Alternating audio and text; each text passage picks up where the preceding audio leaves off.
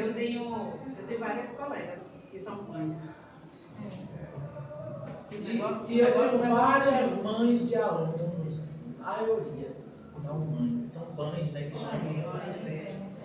Minha mãe também foi uma dessas. Aí eu fui minha mãe também. Mãe, pai, minha mãe criou 9 filhos. Aí diga você, por experiência própria, é muito duro, viu? Uma mãe ser mãe. Muito duro. Se o homem bem soubesse, ele não faria isso. Então, irmãos, nós estamos hoje em Marcos 11 e a chegada de Jesus em Jerusalém. Nós vimos toda a trajetória, todo o ensino que ele deu e agora nós vamos ver um momento da entrada triunfal dele em Jerusalém. Quando Jesus entrou em Jerusalém, ele entrou tendo honras de um rei. Na verdade, eles esperavam que ele fosse um rei, um Messias político, aquele que entraria em uma alazão, aquele que entraria para fazer com que Israel triunfasse sobre os romanos, porque era quem dominava os israelitas naquela época, né? E assim como aconteceu com Moisés, que libertou o povo do Egito, eles achavam que com Jesus aconteceria a mesma coisa, que ele seria um grande libertador, um grande rei, e ele faria uma grande diferença naquela situação política que eles viviam. Porém, aquele que segundo os olhos humanos, deveria entrar em uma alazão, entrou em um jumentinho. Qual é a diferença entre entrar em uma alazão e entrar em um jumentinho? Tem diferença? Tem. Grande, né? Grande. Porque o alazão, ele tem o sinônimo de poder. E o jumento, ele tem o sinônimo de humildade. Humildade, né? Até hoje, na nossa cultura, né, nós que somos nordestinos, conhecemos muito bem o valor de um jumento. Sabemos que ele nunca vai ter o mesmo valor, nem valor visual, nem valor financeiro, nem status de uma alazão. Então, grosseiramente, a gente já começa a ver que há uma grande diferença entre um rei que entra montado em uma alazão e um rei que entra montado em um jumentinho. Viu, professora? Mesmo no mundo de hoje, é diferente você passar em um touro, um carro lindo e um fusquinha. Mesmo comprando agora, um fusquinha. No mundo de hoje. Mas eu vi um vídeo falando sobre como, ainda ontem eu assisti esse vídeo, falando das coisas que os pobres usavam, que os ricos passaram a usar e que encareceram. Um deles é o fusquinha, viu? Hoje para comprar o fusquinha é muito dinheiro. Eu fui de missão com meu filho lá. Daqui um dia vão inflacionar os cheques também, né? Os jumentos. Então, por que ele entra em Jerusalém para perder e não para triunfar, né? Porque ele entrou, ele sabia o que ia acontecer com ele ali em Jerusalém. Ele sabia que ele estava entrando naquele alvoroço todo, mas que ele estava entrando ali para morrer, né? Segundo os olhos humanos, era para perder. Era para ser humilhado, era para morrer fisicamente. Mas esse triunfo dele não era o triunfo que os israelitas esperavam. Não era esse Messias político. Não era um triunfo sobre Roma, não era um triunfo sobre o imperador, sobre aquele sistema político que oprimia. O triunfo daquele rei era sobre o pecado. Somente ele poderia triunfar nessa área. Somente ele poderia ser o Messias prometido e somente ele poderia ter esse triunfo. Ele perdeu para a visão humana, mas ele triunfou sobre o pecado, porque só ele poderia fazer isso, né? quando ele morreu, ele triunfou sobre a morte. Ele tomou em suas mãos a chave da morte. Ele teve o poder de, ao ressuscitar, fazer com que nós também pudéssemos ressuscitar com ele. Então, ele triunfou sobre o pecado e ele triunfou sobre a morte. Eu gostaria de... tem alguma leitura aí? Não, ainda não. William Barclay, ele diz aqui: quando Jesus entrou em Jerusalém naquele dia, ele reclamou para si o título de rei, mas deixou claro que queria ser um rei de paz. Sua atitude contradizia tudo que o povo dessa cidade queria e esperava. Ser um rei de paz é uma coisa bem difícil para aquilo que eles esperavam de um rei. Eles esperavam de um rei. Ele achava que ele seria um rei de guerra. Um rei que iria triunfar de forma humana e queria guerrear e vencer. Mas não foi isso que aconteceu, né? Como foi a recepção? Vamos ler agora o texto de... A gente falou sem ler, agora nós vamos ler. Podem abrir aí. Quem quiser pode ler o capítulo 11, versículos de 1 a 6. Para nós vermos o contexto bíblico desse comentário. Veio que meu óculos ainda vai chegar. E logo se aproximaram de Jerusalém, de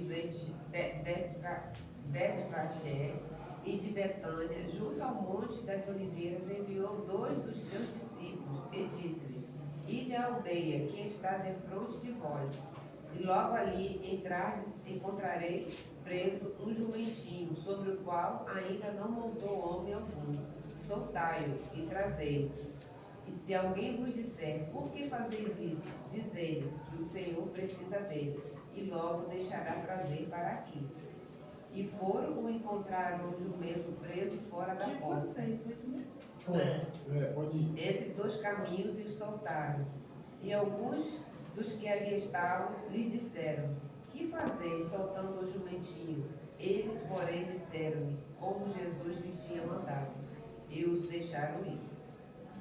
Observem que já havia uma previsão, já havia uma profecia de que esse animal seria utilizado, né, para este fim. Agora nós vamos ver a segunda parte, né? Uma digna recepção. Nessa parte aí, de 7 a 11, diz assim: levaram o jumentinho sobre o qual puseram suas vestes, e Jesus o montou. E muitos estendiam as suas vestes no caminho, e outros ramos que haviam cortado dos campos. Tanto os que iam adiante dele, como os que vinham depois, clamavam: Hosana, bendito o que vem em nome do Senhor. Bendito o reino que vem, o reino de Davi, nosso pai. Hosana nas maiores alturas. E quando entrou em Jerusalém, no templo, tendo observado tudo como se fosse já tarde, saiu para Betânia com os 12. A recepção do povo foi uma recepção triunfal, foi a recepção de um rei. Colocaram vestes, né, para que ele passasse, para formar um tapete para que aquele rei passasse.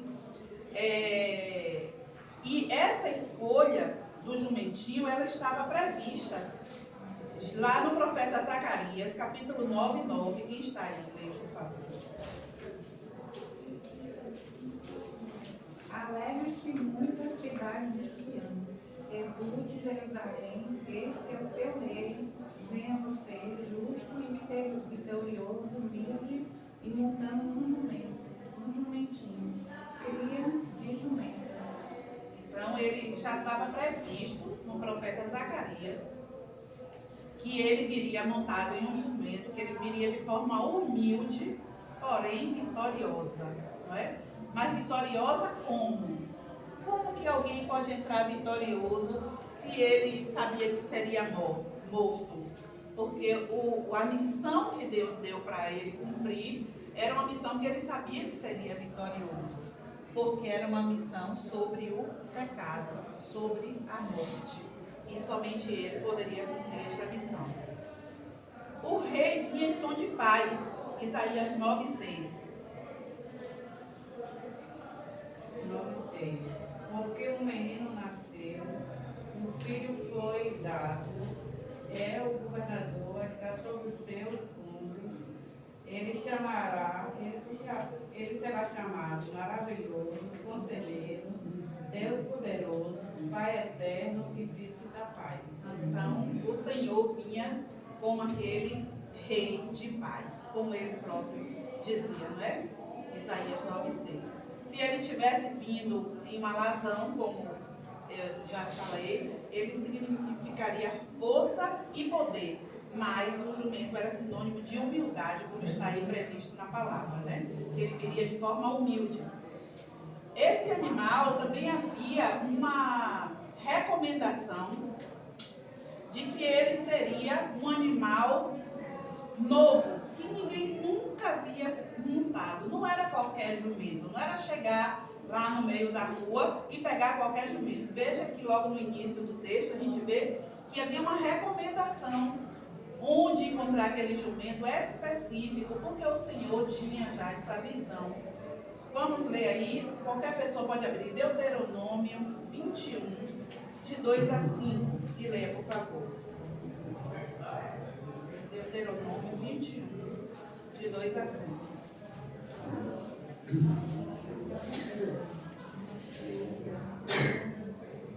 Saíram os teus anciões e os teus juízes e medirão a distância. Deuteronômio 21, não é isso? Deuteronômio 21, de 2 a 5. Ah, 21, né? 21. Ah, Sairão os teus anciões e os teus juízes e medirão a distância até a cidade que estiver ao redor do muro. Os anciões da cidade mais próxima do muro tomarão novilhos de manada que não tenham trabalhado nem puxado com jugo e atrarão a um vale de águas correntes que não foi lavrado nem semeado, e ali naquele vale desmontarão a novilha.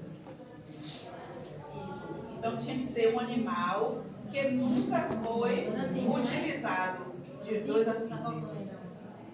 Chegar-se-ão os sacerdotes, filhos de Levi, para o Senhor, teu Deus, os escolheu para o servirem, para abençoarem em nome do Senhor e por sua palavra decidirem toda demanda e todo caso de violência.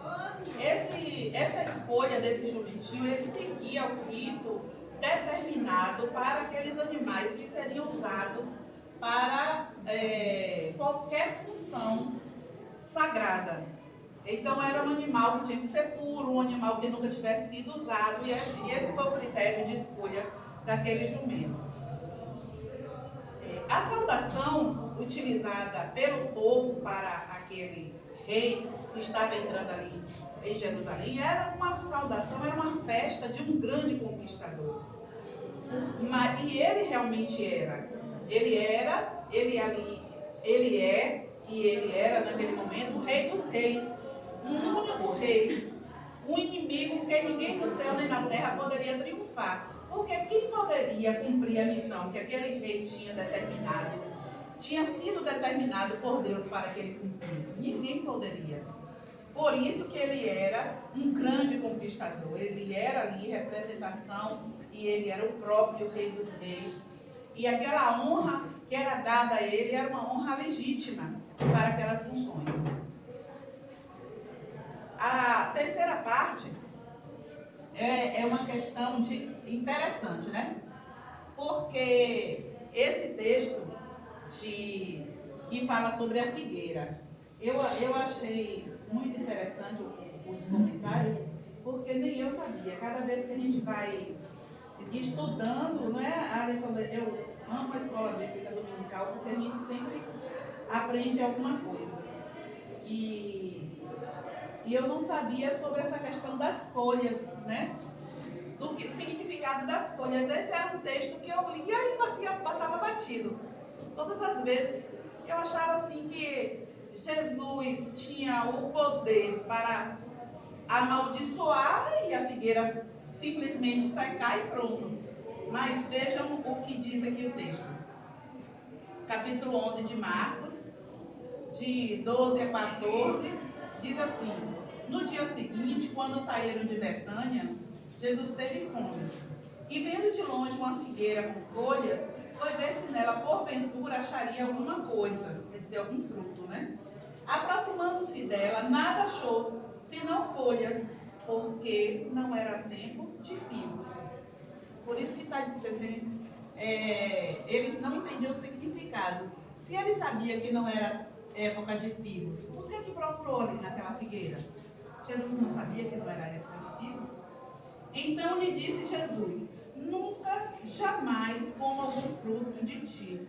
E seus discípulos ouviram isto. E no versículos 19 a 21, diz assim: em vindo à tarde, saíram da cidade. E passando eles pela manhã, quer dizer, no dia seguinte, né? Viram que a figueira secara desde a raiz. Então Pedro, lembrando-se, falou: mestre, eis que a figueira que amaldiçoaste secou. Aí aqui fala que havia um período, né? As figueiras da região de Jerusalém costumam brotar folhas novas no final de março, mas só produzem frutos quando toda a folhagem está completa, por volta de junho. Essa figueira, à semelhança de Israel, era uma exceção. Ela estava cheia de folhas, muito antes do tempo que era a Páscoa, mas ela não produzia frutos. Entenderam? Jesus, ele usa muito a cultura do povo e a cultura da agricultura de lá, que para nós às vezes é estranho, porque a nossa cultura é diferente, né? A nossa agricultura é diferente. Então tem muita coisa que a gente não entende, mas para eles aqui era uma analogia muito clara de que todas as vezes que já havia folhas na figueira, já havia frutos também. Então era bem claro que alguém visse uma figueira cheia de folhas, fosse lá para tentar pegar frutos nela. Mas aquela figueira, ela tinha uma aparência de que tinha frutos, mas ela não tinha. E por isso o Senhor a amaldiçoou e ela secou. E qual é a analogia? Que Israel também tinha uma aparência de santidade, tinha uma aparência de religiosidade, mas não produzia os frutos necessários para que aquele povo reconhecesse a Jesus Cristo como o Rei de paz que ele era. Eles apenas tinham uma aparência, eles apenas tinham os rituais. E quando eu estava lendo isso, eu fiquei pensando aqui como a palavra de Deus, ela é um alerta, né? Não sei como é que tem pessoas hoje que dizem que a Bíblia é um livro ultrapassado, que precisa ser atualizado. E nada. Não existe um livro mais atualizado do que este, porque foi escrito há tantos mil anos atrás. E a gente lê e a gente vê que é muito atual. Porque nos atualizar lendo a Bíblia. E cada vez a palavra se renova e você falando na Bíblia, preste atenção. Sim. Que eu já li essas parábolas. Sim. E você falando aí, agora eu estou aqui analisando sobre a figueira. Aí você. Se Jesus fez isso, porque ele já tinha um propósito para poder a gente, quer dizer, a palavra Para fazer essa comparação. a comparação. É. Quer dizer, a figueira eu não analisei, nunca Eu também não. desse jeito. Sim. Agora, você falando aí, eu pensei aqui, prestando atenção, que a classe bíblica, quando eu estou aqui em Itabuna, eu sinto quando eu estou em Léus, porque faz a gente aprender, renovar cada vez mais. Essa parábola da figueira, eu nunca sabia porque já tinha um propósito. Sim. Ele fez aqui por causa dos discípulos Aprender. Fazerem essa a comparação. comparação. Como a gente aqui, Pode acrescentar, professor. eu digo uma eu, né? Que eu sinto, eu gosto assim de me expressar assim. Dependendo, se você fosse o pastor, eu não ia ficar quietinha. Mas depois, Mas poderia também. mas depois eu pergunto a ele. Mas você me conhece, você sabe que eu sou muito positiva. Muito espontânea, né? Sou Isso é espontânea e muito bom. positiva, verdadeira. Eu também, durante algum tempo, me debatia com esse texto e ficava aquele grilo na cabeça. O que significa isso? Fazendo justamente Significa, essa pergunta, né? Tudo que está aqui tem algum objetivo, tem algum ensino. Até que um dia o Espírito Santo realmente trouxe uma clareza. Jesus se aproximou da figueira, como a irmã colocou, procurando fruto. Ele estava com fome, foi procurar o fruto. Por quê? Porque a aparência da figueira era de que ela tinha fruto. Estava todo show apresentado para E ter os frutos fruto. aparentavam ser bons, né? Tudo. Quando ainda chega, não tem fruto. Aí o Senhor mostrou a paz. É um propósito. Jesus não aceita quem vive de aparências. Isso. Nós temos que frutificar. Então ele buscou os frutos naquela figueira, não viu. Então ela não servia para nada. Assim é a minha vida, eu tenho que dar frutos. O que o Senhor me dá é para que eu frutifique. E não seja apenas aparentemente está dando fruto. Porque ele sabe diferenciar as coisas. É verdade. E pelos frutos os É conhecereis. verdade. Então, muitas vezes a gente não precisa mostrar títulos de cristão. A gente só precisa apresentar frutos. Não é? verdade. Só precisa apresentar frutos. E as pessoas, depois que usufruírem dos frutos, que se alimentarem, vão perguntar: você é diferente, você é cristão? Oi, irmã, mas acontece o seguinte, na vida atual que a gente está, né? Ontem eu fui num almoço com uma pessoa, meu sobrinho lá na cidade, fizeram um churrasco, né? Aí tinha 3 pessoas cristãs, e tinha católicos e praticantes, né? A Vera conhece minha irmã nisso, né? Católica. Aí, falando sobre crente e tudo, né? Aí ela disse assim, a Didina assim, olha, porque eu sou assim, eu sou calma, mas se mexer comigo, eu reajo. Eu falei assim, ó, eu de primeiro era assim, viu, minha irmãzinha? Eu de primeiro era assim, eu reagia logo. É claro, hoje em dia, se a coisa dependendo do lugar, eu fico quieto. Depois eu faço assim, eu chego a pessoa e digo, olha, não gostei do que você disse, eu falo particular. Dependendo do momento, né, assim, né? Agora, e se vir lhe bater? Igual o Palmeiras na classe, fez uma pergunta, eu falei, aí eu reajo. Aí eu não vou apanhar não, vou quebrar meu dente não, porque já tentaram, até hoje, já tentaram quebrar meu dente. Já tentaram umas 2 vezes quebrar meu dente, mas Deus não deixou não. Quer dizer, se Deus quiser, eu vou chegar aos 70 com meus dentes. Amém, irmã. Eu sempre tive, desde novo, eu era católica. Eu vim ser cristã depois dos 40, 30 anos para cá. Mas eu tenho esse propósito comigo. Muito bom. Você não é cristã. Ou é cristã, mas tem muitos que é fachada, você sabe. Nem todos têm o Senhor no coração, não é isso?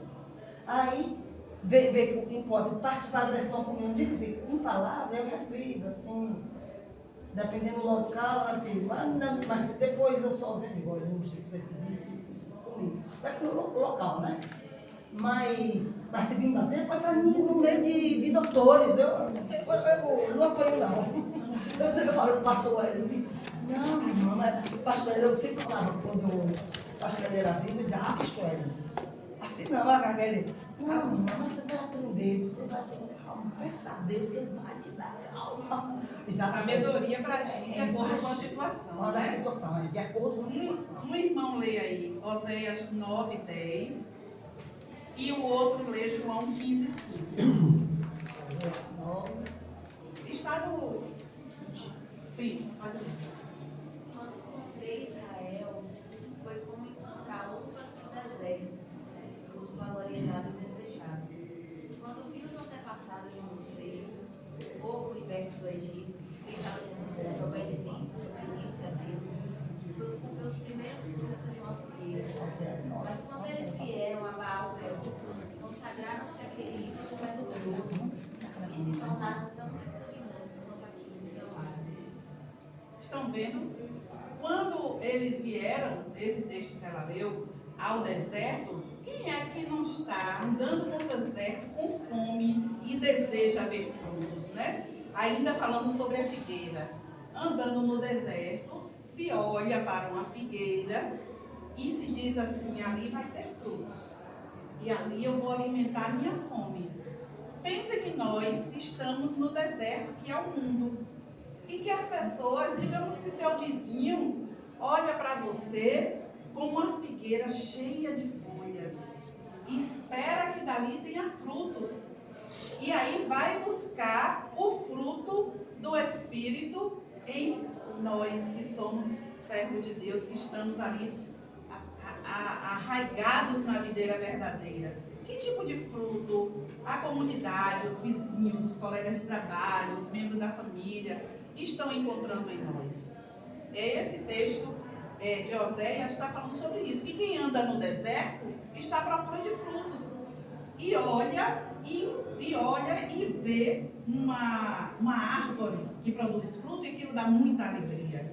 Mas aí o Senhor está entristecido porque Israel, ao invés de estar obedecendo ao Senhor, ao invés de estar produzindo frutos, estava adorando a outro Deus.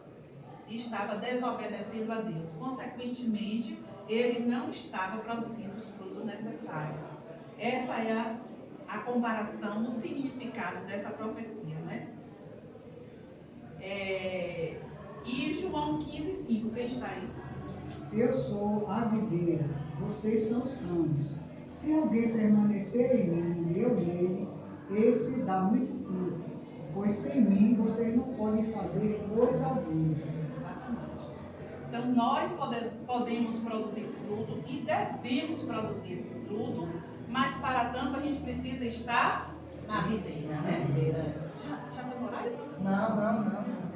Falta ainda. É 20 para 10 ainda. É 20 para 10. Eu cheguei a me assustar agora. Não.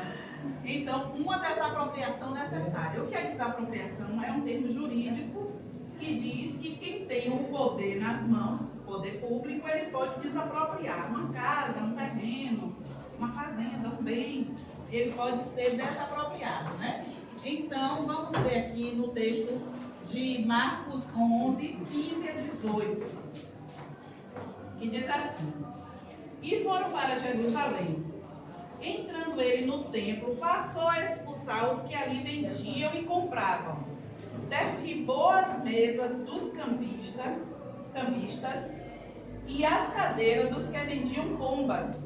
Não permitia que alguém conduzisse qualquer utensílio pelo templo. Também os ensinava e dizia: Não está escrito, a minha casa será chamada casa de oração para todas as nações? Vós, porém, a tendes transformado em covil de salteadores. E os principais sacerdotes e escribas ouviam estas coisas e procuravam um modo de tirar a vida, pois o temiam, porque toda a multidão se maravilhava de sua doutrina. Isso, o outro texto nós já lemos. Observem esse texto, né? Primeiro, Jesus, a gente tem que voltar para o Antigo Testamento. Quando foi instituída a construção do templo, quando Moisés fez a tenda do tabernáculo, já existia por Deus a forma pela qual os pecados do povo seriam expurgados. Que forma era essa? Sacrifício de animais. Não é? O sangue dos animais seria aspergido sobre o altar como uma simbologia de que ali os pecados do povo estavam sendo queimados e perdoados por Deus. Claro que era necessário que se levasse a determinação de como seriam os animais, como a gente leu aí acerca do jumento. Todos os animais a serem utilizados para o sacrifício tinham uma especificação. E existia sim o comércio de animais a serem levados para que, no momento que o povo fosse ao templo para sacrificar, tivesse ali o animal para ser comprado. Só que ao longo do tempo, as pessoas começaram a querer tirar lucro daquele processo de venda de animais no templo. E as pessoas pobres, Jesus disse, sempre existirá o pobre entre vós. Às vezes as pessoas acham que a pobreza é uma discrepância, não é? Mas Jesus disse que sempre haveria os pobres entre vós. O que nós cristãos temos que fazer é dar dignidade para o pobre, viver, não é? Mas ele sempre vai existir. A gente não tem que questionar isso.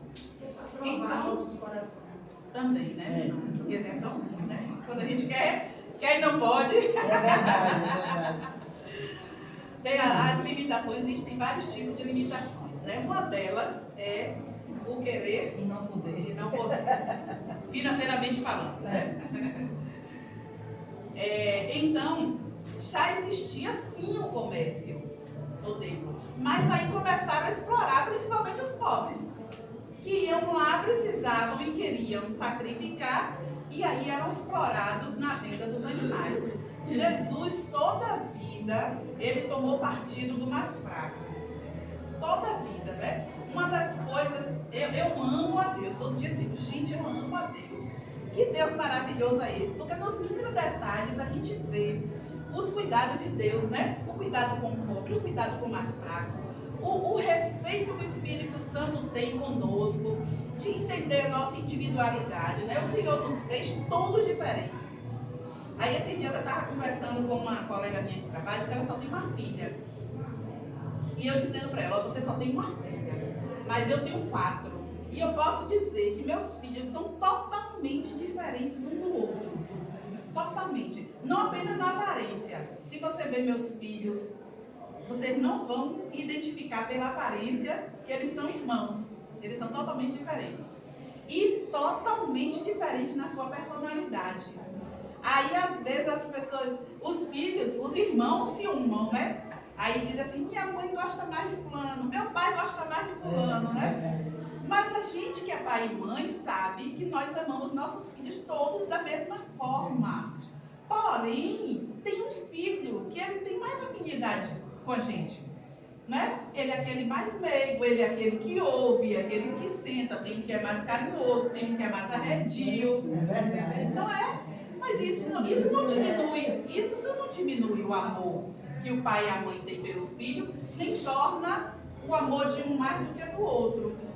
E aí Jesus Cristo, Deus nos fez seus filhos e nos fez todos diferentes um do outro. Não existe ninguém igual, né?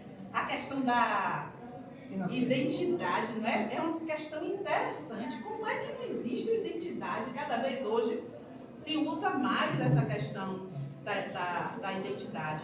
E aí, esses dias eu fui renovar a minha digital lá no banco. E a moça disse assim, mas sua digital é boa, no instante passa, porque tem gente que chega aqui, eu fico não sei quantas vezes, né? Para poder passar.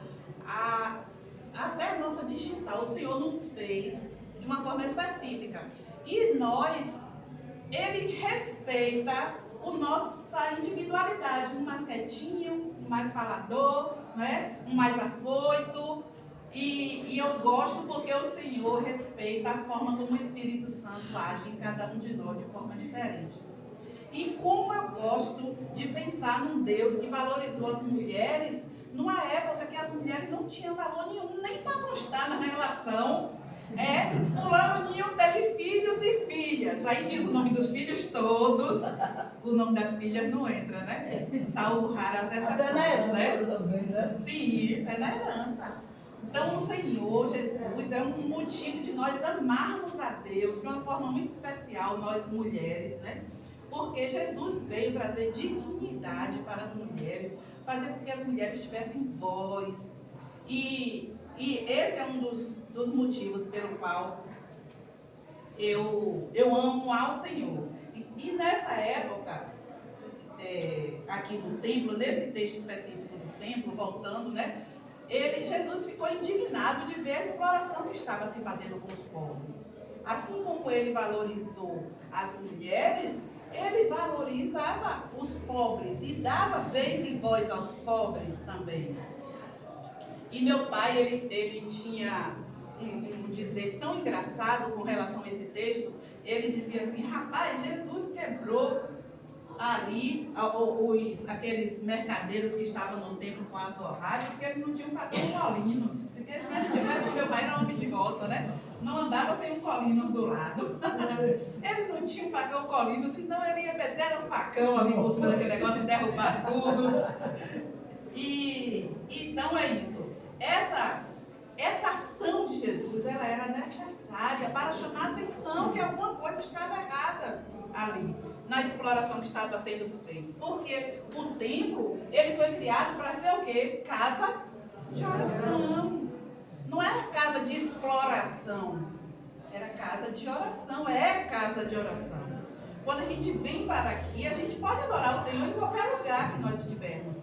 Mas quando a gente vem para aqui, a gente vem com o espírito de adorador, não é? De querer adorar o Senhor em espírito e em verdade, junto com os irmãos, porque sozinho a gente já faz, né? Mas junto com os irmãos. Por isso que eu não concordo com essa questão dos desigrejados, irmãos. Ninguém vive só. Como é que a pessoa pode adorar o Senhor sozinho, né? Sempre. Poder pode, sempre não. Não é? A gente precisa. Porque eu moro sozinha, adoro ele sozinha. Sim, mas choro com ele sozinha, me quebrando sozinha. E mas tem um dia de vir para adorar com todo mundo, né? Então o templo, ele estava sendo profanado através dos negócios escusos, e Jesus expulsou aquelas pessoas que comercializavam a fé. A Bíblia é atual ou não é? Hoje nós estamos vendo acontecer isso? E como estamos, né? Hoje o difícil é você ver quem não comercializa a fé. Esse que é o diferencial. Você liga sua televisão para tentar achar um programa evangélico e procure e encontre onde você não veja essas marcas. Né? Essas marcas. Infelizmente, as igrejas sérias e tradicionais, elas não têm recursos para manter programas televisivos. Eu louvo a Deus. Esses dias eu estava vendo o pastor Lamartine Rosella, uma live excelente sobre o fim dos tempos, ele falando com o pastor Antônio Júnior. Eu até postei no grupo do PG. Eu gostei muito. Ele falando sobre o YouTube. Hoje eu sou uma pessoa que eu não assisto TV aberta. Primeiro porque eu não sou muito de assistir TV. Então, na hora que eu quero assistir TV, eu quero assistir o que eu quero. E a TV aberta, ela não me dá essa opção. Eu tenho que assistir o que tiver lá, né? E o YouTube não, eu posso assistir o que eu quiser. E eu tenho assistido muito, e ele estava falando sobre isso. Sobre como daqui a mais uns anos, quando se acirrar esses últimos momentos da Igreja de Cristo aqui na Terra, uma das coisas que vão ser tiradas do ar vai ser o YouTube. Por quê? Porque as pessoas estão sendo edificadas pela palavra. Essas pessoas que têm a opção de ir lá, de querer assistir um culto, de querer assistir uma pregação, de querer ouvir um louvor, qualquer momento que você entrar ali, você acha. E você não acha apenas de uma igreja que esteja fora dos parâmetros bíblicos. Você acha igrejas sérias, pessoas sérias pregando a palavra. Né? É um instrumento de Deus. Como tudo, a gente tem que ter atenção com o uso, né? Para buscar aquilo que convém às nossas vidas cristãs. Então a ganância e a ambição dos homens, elas levam as vidas ao cativeiro. Eu fiz até uma observação aqui, porque como eu trabalho na área jurídica, eu observo que o índice de crimes de estelionato está aumentando muito de uma forma. Eu não sou muito adepta dessas mudanças da lei. Eu acho que a gente já tem lei demais, porque a gente precisa cumprir as leis. Porém, com relação ao estelionato, eu acho que deve ser alterada a lei para aumentar a pena. Porque como é que uma pessoa rouba 100 milhões de alguém e a pena continua sendo a mesma de quem transferiu ali indevidamente 100 reais? Não pode ser a mesma coisa, né? E o índice de estelionato está muito grande. Porém, o que eu observo é que as vítimas de estelionato, elas são tão como criminosas, como estelionatário. Porque quando a pessoa cai num golpe de estelionato, é porque ela está vendo vantagem. Como é que você sabe que um carro custa 100 mil reais e alguém oferece aquele mesmo carro por 40 mil e você vai lá e compra? Não está vendo que tem alguma coisa errada ali? Com certeza. Não é? A gente vê muito isso lá no meu trabalho. Assim, quando eu estava conversando justamente sobre isso com o meu irmão, com o meu filho, ele está se formando agora, viu? A gente estava falando, aí eu dizendo a ele, meu filho, você não está vendo aí? Isso aí são pessoas que estão querendo coisas fáceis. Aí fica aí chorando, a gente a mulher lá, não aparece, aparece só assim, a voz. Ah, porque me roubou, porque fez isso. Eu estava querendo também dar pobre. Como é que você vai comprar um carro? Como eu disse, ele vai comprar uma Hilux, aparece na televisão. Ó, é só R$1.000. Aí você, Deus, eu vou comprar essa Hilux. Tá vindo? Então, como você falou, é tão errado quanto quem está vendendo. Por exemplo, as pirâmides mesmo, né? Muitas pessoas têm caído, né? Sim. E perdido até o patrimônio todo por conta de ganhar rápido e fácil. Ganhar mais. Aí vamos trazer para a nossa lição. Por que existem pastores e líderes que estão ganhando dinheiro em cima da fé? Porque tem pessoas que não querem estudar e praticar a Bíblia. A Bíblia está aqui, gente, para quem quiser ler e praticar e conhecer a palavra, conhecereis a verdade, e a verdade vos libertará. A verdade é a palavra. Aí as pessoas querem um evangelho que digam que elas querem ouvir, igual o estelionatário. Né? Que é o evangelho, então eu vou lá, eu vou pagar. Eu vou entrar numa campanha, vou dar meu carro, vou dar minha casa, para ouvir o que eu quero ouvir. Aquele líder vai me dizer o que eu quero ouvir. Então ele vai me dizer que se eu der X, eu vou ter um carro importado, a minha empresa vai prosperar, eu vou ter uma casa, eu vou ter... Essa é a visão de quem busca essas igrejas. Prosperidade, né? E aí, assim como acontecia lá nessa época de Jesus, acontece hoje, a palavra é atual. E a ganância e a ambição dos homens leva esse povo ao cativeiro espiritual. É isso que está acontecendo. Então, essa tirania do ter para ser, porque as pessoas querem estar se mostrando aquilo que ela não é. E essas igrejas, elas prometem isso, né? Então, eles querem ter para ser. E aí dá vez aos espertalhões e os canastrões. Ainda sobre o templo, casa de oração, eu pulei aí. Quem tiver com Isaías 56:7, lê, por favor. Isaías. Eu trarei o meu santo monte e lhe darei alegria em minha casa de oração. Seus holocaustos e seus sacrifícios serão aceitos em meu altar, pois a minha casa será chamada casa de oração para todos os povos. Amém. Então, irmãos, para a gente se livrar desses canastrões, desses espertalhões, a gente precisa estudar a palavra. O estudo aprofundado das Escrituras evita uma fé alienada, manipulável, supersticiosa e epidérmica, quer dizer, rasa, a flor da pele.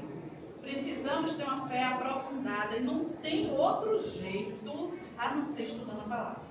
Não tem como. Como é que você vai saber se alguém está falando a verdade ou mentira se você não buscou da Bíblia para saber? Então fica sendo levado por ventos de doutrina. E é isso que está acontecendo com a maioria das pessoas que estão se afundando espiritualmente. Os efeitos da fé. Vamos ver de 11, de 22 a 26. 22 a 26. O poder da fé.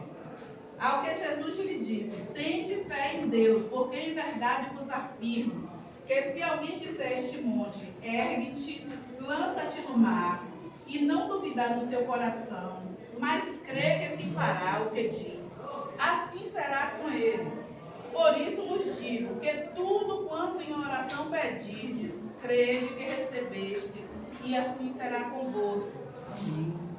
E quando estiverdes orando, se tendes alguma coisa contra alguém, perdoai, para que vosso Pai Celestial vos perdoe as vossas ofensas.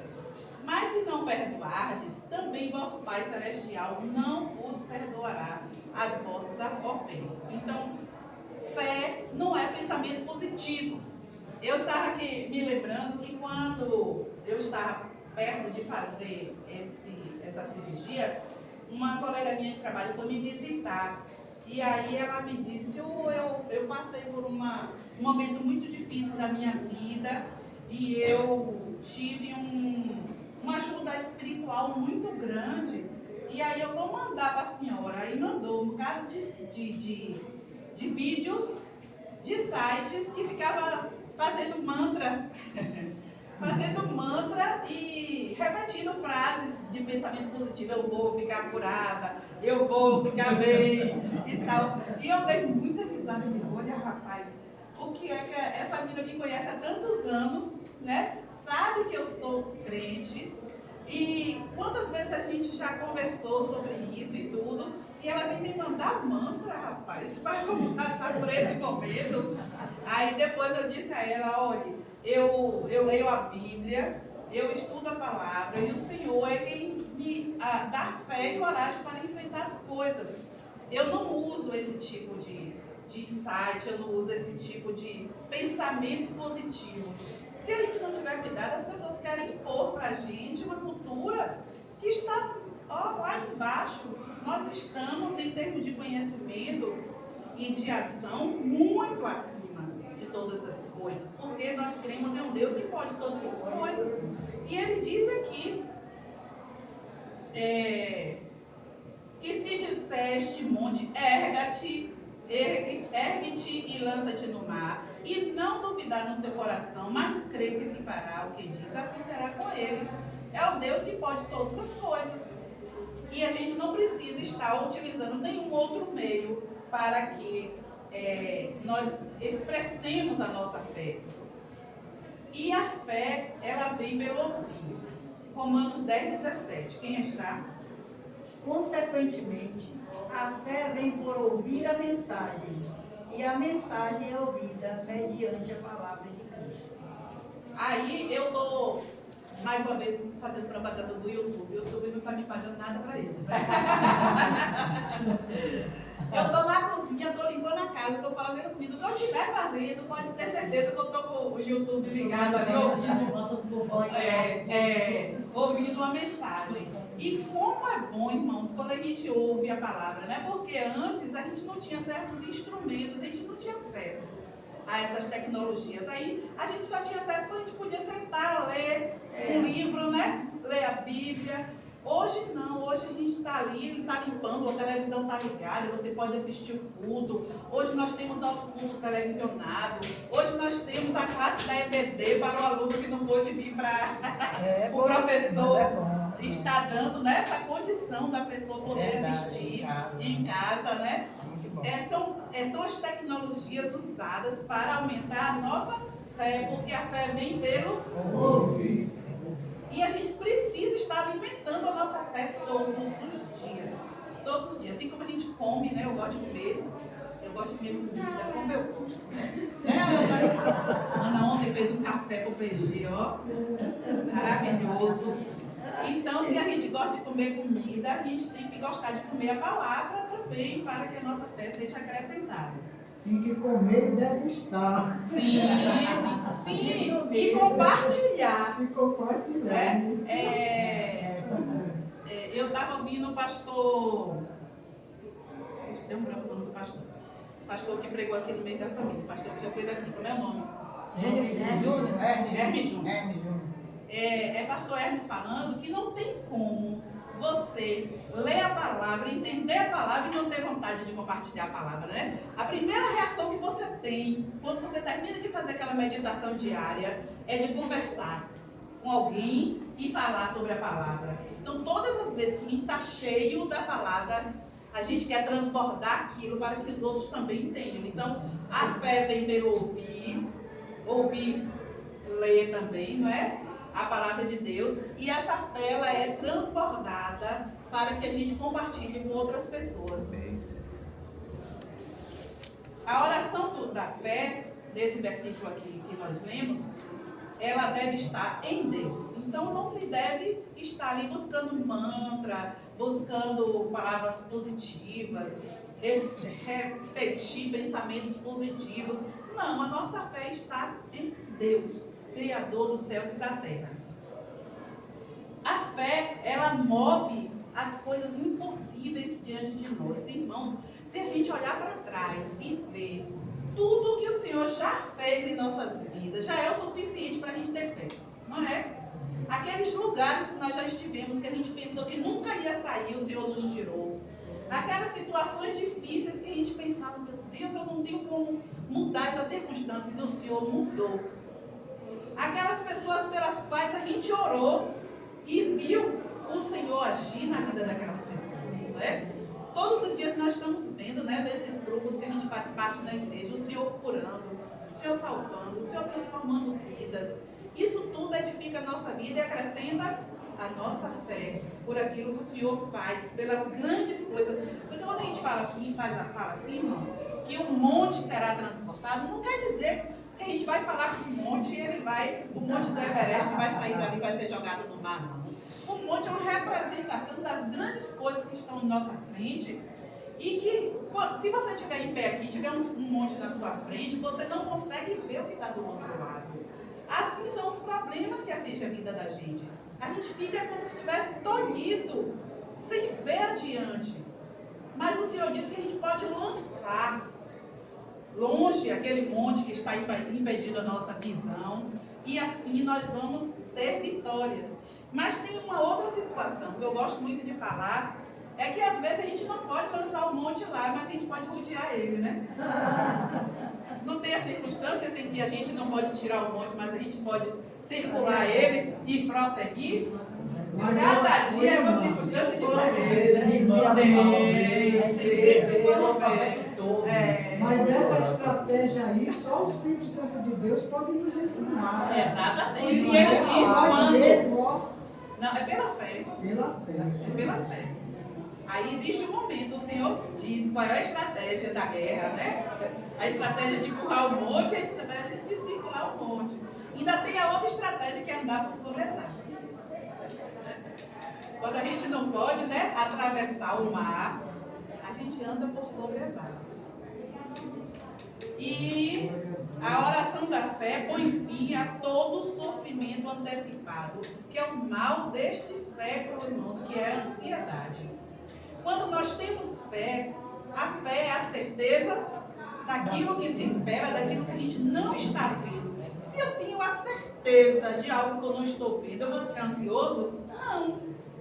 A ansiedade, quantas pessoas hoje estão gastando tudo de dinheiro para tratar a ansiedade? Mas se tivermos fé, nós seremos curados da ansiedade, que é a antecipação daquilo que é a antecipação do futuro, né? Excesso de futuro. Chama-se ansiedade, que está no versículo 24 que nós lemos agora. Por isso vos digo que tudo quanto em oração pedistes, crede que recebestes. Quer dizer, a gente já recebeu. O Senhor já está conosco e nós já recebemos pela fé. Se a gente crê dessa forma, nós não vamos ter ansiedade. E a oração da fé visa a restauração de relacionamentos com o próximo e com Deus. Eu, certa vez, ouvi uma pregação nesse texto que me aclarou minha visão sobre esse texto. Porque quando a gente lê aqui, assim, se tem alguma coisa contra alguém, perdoai para que o vosso Pai Celestial vos perdoe as vossas ofensas. Mas, se não perdoardes, também vosso Pai Celestial não vos perdoará as vossas ofensas. Quer dizer, então, que a ação de Deus está adstrita à nossa? Não.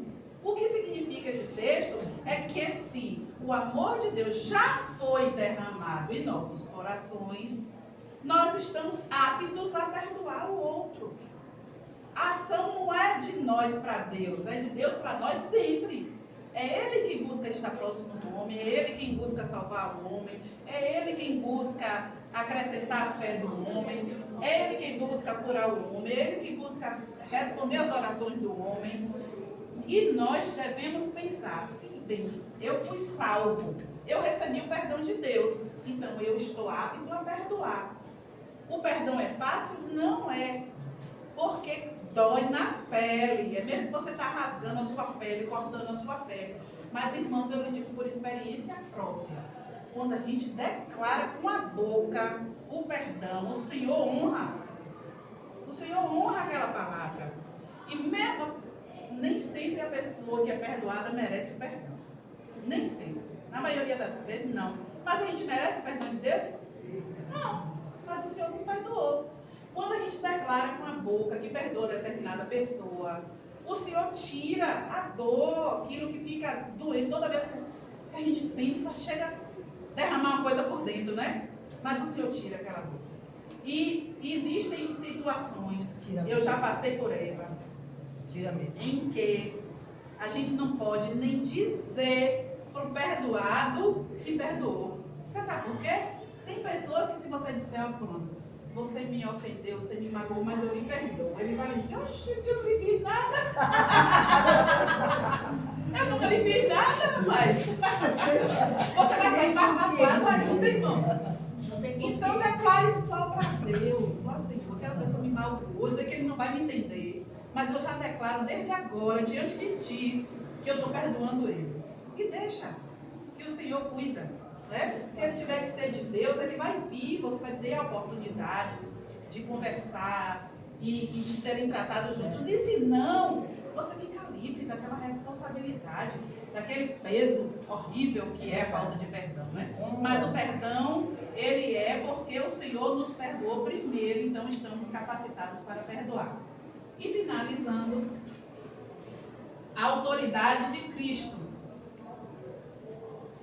Que versículos 27 a 33, que diz assim: Então regressaram para Jerusalém, e andando ele pelo templo, vieram ao seu encontro os principais sacerdotes, escribas e os anciãos, e lhe perguntaram: por que autoridade faz essas coisas? Ou quem te deu autoridade para fazer? Na verdade, eles estavam testando Jesus, né? Jesus lhes respondeu: eu vos farei uma pergunta. Respondei-me, e eu vos direi com que autoridade faço as coisas. O batismo de João era do céu ou era dos homens? Respondei. E eles discorriam entre si. Se dissermos do céu, dirá, então por que não acreditais nele? Se porém dissermos dos homens, é de temer o povo, porque todos consideravam João como profeta. Então responderam a Jesus: não sabemos, nem eu tampouco vos digo com que. E Jesus, por sua vez, lhes disse: nem eu tampouco vos digo com que autoridade faço essas coisas. Então, na sabedoria do Senhor, que sonda os corações, já sabia por que eles estavam fazendo aquela pergunta, né? E eles, na verdade, sempre queriam pegar Jesus em um momento de contradição. E aquelas pessoas que estavam ali não eram qualquer pessoa, né? Eram pessoas da alta cúpula do templo. Vejam que às vezes até nós temos que ter cuidado. Porque nós, servos de Deus, podemos usar a palavra de Deus não para edificar a vida das pessoas, e às vezes até para causar mal. Causar polêmica, como esses líderes estão falando em nome de quem? Esses líderes errados. Em nome de Deus. Não é por isso que a Bíblia, não é nada na Bíblia por acaso. E naquele dia, haverá aqueles que dirão: Senhor, em teu nome eu preguei, eu fiz milagre e tal. Então ele vai dizer: apartai-vos de mim, não vos conheço. Porque há esse tipo de pessoa. E nós temos que ter cuidado para que nós não sejamos esse tipo de pessoa, né? Porque aqueles homens que fizeram essa pergunta para Jesus, eles eram da alta cúpula do templo. Eles eram pessoas do Sinédrio, que era a instância máxima do judaísmo, E eles se sentiam a autoridade máxima a respeito de Deus entre os homens. Eles achavam que eles sabiam tudo de Deus, que eles eram representantes de Deus aqui na terra, que eles podiam dizer e fazer qualquer coisa, inclusive com Jesus. E a intenção deles era impedir as ações de Jesus no templo para que ele não ensinasse o povo e não abrisse os olhos do povo para aquilo de errado que estava acontecendo ali, que era aquela religião de forma errada sendo praticada, né? E ele, Jesus, ele desarticula essas pessoas com uma simples pergunta. E como Jesus, em toda a sua sabedoria, não é? Só ele sabia o que estava no coração daquelas pessoas e só ele podia fazer uma pergunta daquele tipo, né? E eles responderam de forma a livrar a própria pele deles, né? E vamos finalizar. Eu peço a qualquer irmão que leia Mateus 28, 18, que diz que Jesus é a personificação de toda a autoridade divina no mundo. Se ele entrou montado em um jumentinho, mas ele é a maior autoridade. 28, 18, né? Então Jesus aproximou-se deles e disse: foi-me dada toda a autoridade no céu e na terra. Amém. Então toda a autoridade está na mão do Senhor. Ele morreu por nós, pelos nossos pecados. Ele está à direita de Deus intercedendo por nós. E Ele é Senhor dos senhores, Rei dos reis. Ele entrou aparentemente para perder, mas Ele triunfou sobre o pecado, sobre a morte. E por causa dele nós estamos aqui hoje. Amém. E que nós possamos viver avivados e firmados nessa palavra, que é a única que pode nos fazer vencer, tirar os montes, né? Repreender os montes da nossa frente e chegarmos à eternidade com Cristo. É só através dessa palavra. Amém. O Senhor nos abençoe, né? Vou pedir a qualquer irmão ou irmã que se sente desejoso nesse momento de orar, encerrando esse momento. Senhor, graças te damos, ó Pai, que estamos aqui nesse dia, iniciando, Senhor, nosso dia, Senhor, debaixo da Tua palavra, da Tua verdade, Senhor. Obrigada porque Tua palavra é viva e eficaz, obrigada porque o Senhor é Rei, obrigada porque o Senhor está se manifestando cada vez mais no meio do Teu povo, Senhor. Obrigada, Senhor, por esse tempo, Pai. Obrigada pelo aprendizado, obrigada pela Tua palavra, obrigada, Senhor, pelo desprendimento da irmã. Trazer a nós, Pai, aquilo que o Senhor colocou no coração dela. Continua abençoando, Senhor, dando visão, trazendo novas revelações, ó Pai, daquilo que, como ela disse, já tinha passado algum tempo, já tinha visto algumas vezes, mas nunca tinha se percebido. Assim somos nós, Pai. Precisamos aprender do Senhor dia após dia. Ajuda-nos, glorifica Teu santo nome sobre nós e através de nós. Ajuda-nos a professar a fé, falar do Teu Evangelho em todo tempo, fora de tempo também.